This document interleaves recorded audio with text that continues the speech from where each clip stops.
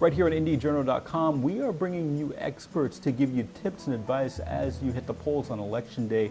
Joining me right now is Professor David Schultz. He is with the Department of Political Science at Hamline University in St. Paul.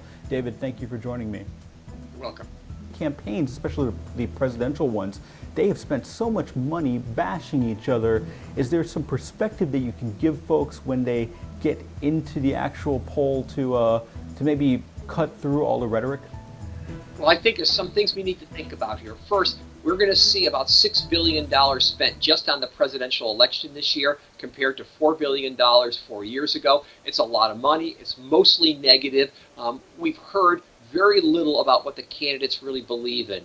We're hearing more about email controversies, taxes, and sexual assaults, and not about global warming, not about cost of student tuition or student financial aid, the issues that people really care about. David, when you walk into the polls, though, sometimes it all hits you at once, just the frustration of the frustration that many people have expressed over the past few months of these campaigns just hitting at each other over and over again. Is there a way to kind of use the reality that so much money has been spent in media to hash through all of that and to get to the basics for the decision-making process?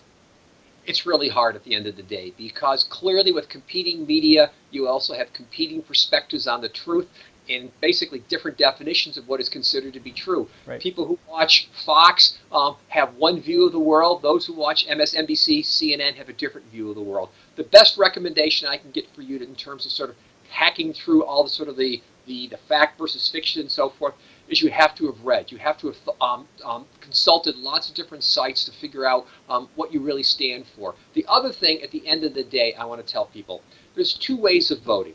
There's a way of voting where you vote your hopes or you vote your fears, and both are legitimate. I've seen on Facebook and in the social media people trying to scare people to death to vote a particular way versus people saying, no, vote your position, vote what you really hope for.